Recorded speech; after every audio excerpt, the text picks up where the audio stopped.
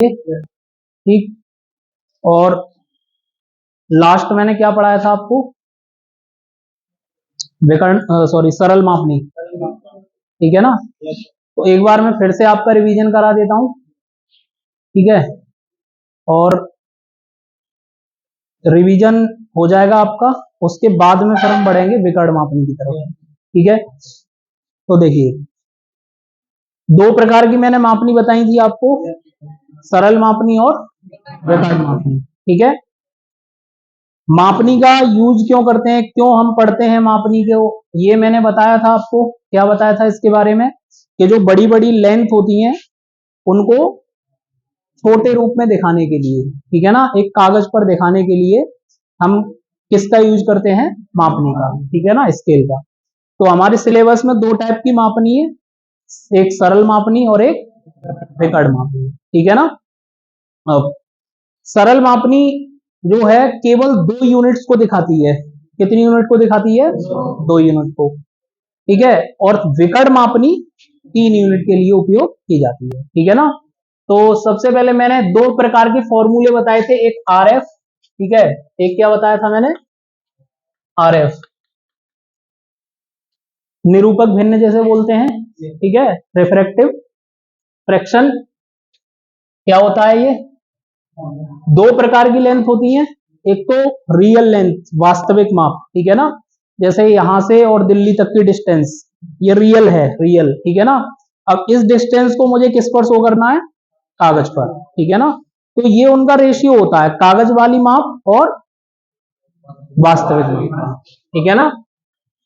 तो कागज पर प्रदर्शित माप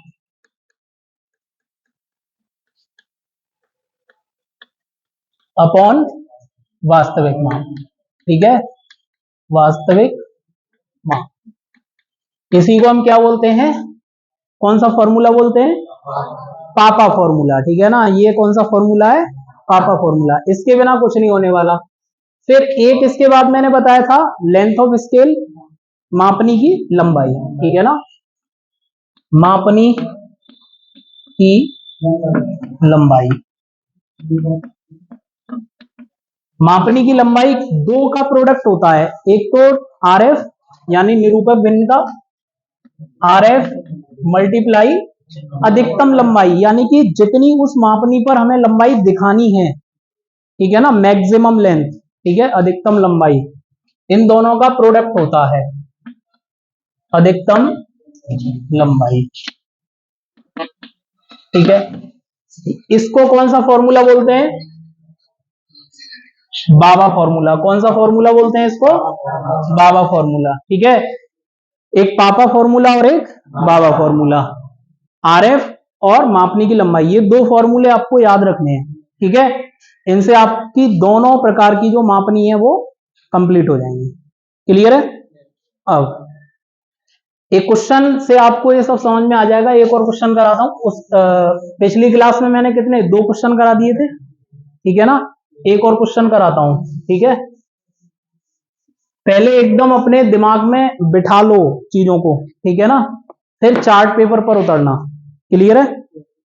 देखिए, अब मैं बोल नहीं रहा हूं, बस क्वेश्चन का फॉर्मेट बताऊंगा आपको, ठीक है ना।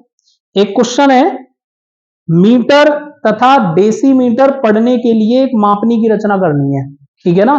कितने यूनिट बोल रहा है, 2 यूनिट। अब ये हमें कैसे पता चलता है कि मापनी विकर्ण बनानी है सरल बनानी है, यूनिट से पता चल जाता है, ठीक है ना।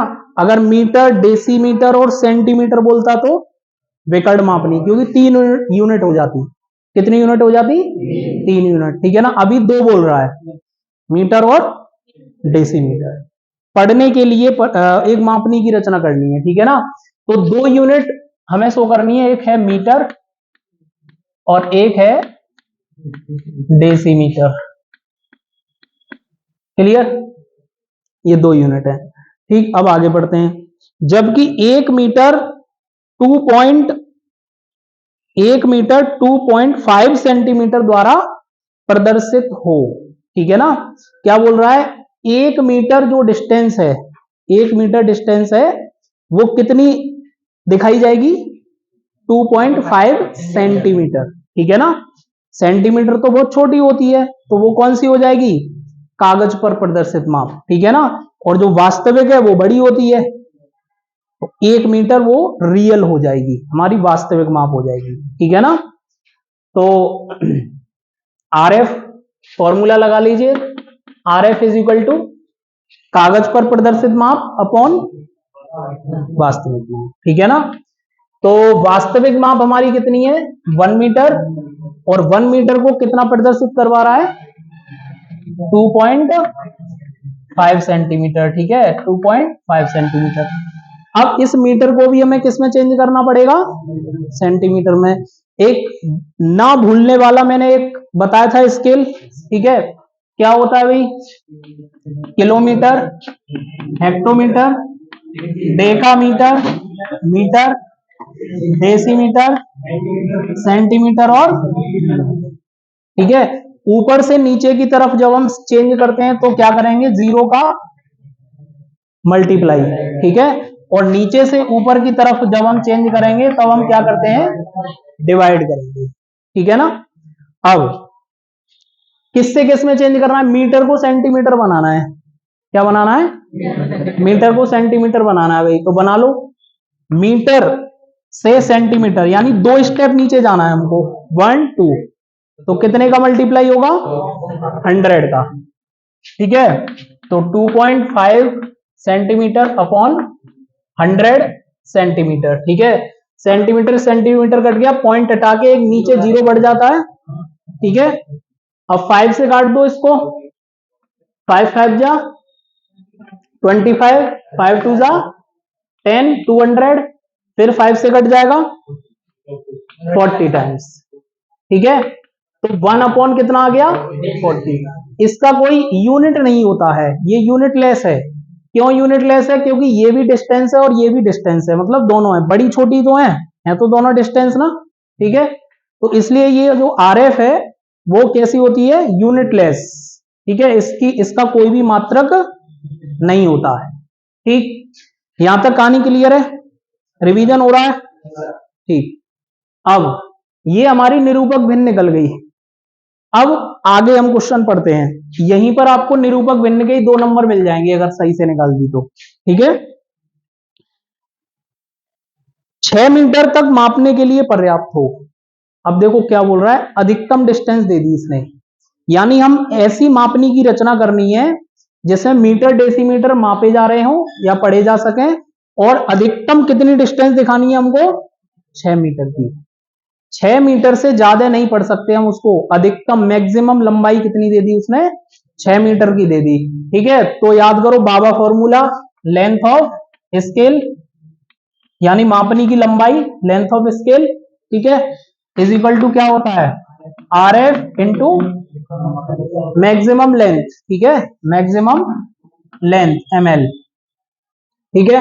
तो आर एफ कितना है, 1 अपॉन 40, ठीक है, मल्टीप्लाई कितने, 6 मीटर तक, मैक्सिमम लेंथ कितनी है, 6 मीटर, कितनी है, 6 मीटर, ठीक है। अब ये जो 6 मीटर है इसको भी हम किस में चेंज कर लेंगे, सेंटीमीटर में चेंज कर लेंगे, ठीक है।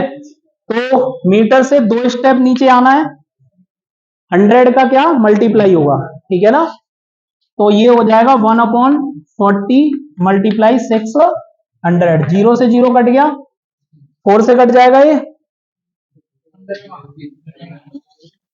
कितना आ जाएगा, 15 सेंटीमीटर आ जाएगा कि नहीं, 15 सेंटीमीटर, ठीक है, कितना आ जाएगा, 15 सेंटीमीटर। अब ये जो डिस्टेंस आई है ना, हमें इस पर रचना करनी है, ये जो स्ट्रक्चर हमें बनाना है ना, ये इस पर बनाना है, ठीक है। 15 सेंटीमीटर पर हम 6 मीटर दिखाएंगे, ये जो मापनी की लंबाई है ना हमारा, ठीक है ना, ये 15 सेंटीमीटर है, इन्हीं 15 सेंटीमीटर पर हम क्या दिखाएंगे, अधिकतम जो डिस्टेंस है 6 मीटर, और इसी 6 मीटर में से क्या शो करवा रहा है, वो मापनी पर 5.6 मीटर की दूरी दिखाइए, कितनी दिखानी है भाई, 5.6 मीटर। अब 5.6 का क्या मतलब है, 5.6 का मतलब ये है कि 5 तो इसमें क्या है, मीटर, 5 क्या है इसमें, मीटर, और 6 क्या है, नहीं, डेसीमीटर, क्योंकि जस्ट इसके नीचे है और पॉइंट के बाद है, ठीक है। अगर ऐसे लिखा होता 5.06 मीटर तो 6 क्या होता फिर, सेंटीमीटर। इन चीजों को समझना पड़ेगा आपको, इसीलिए मैंने ये वाला क्वेश्चन उठाया है, ठीक है। क्लियर है, पिछले में तो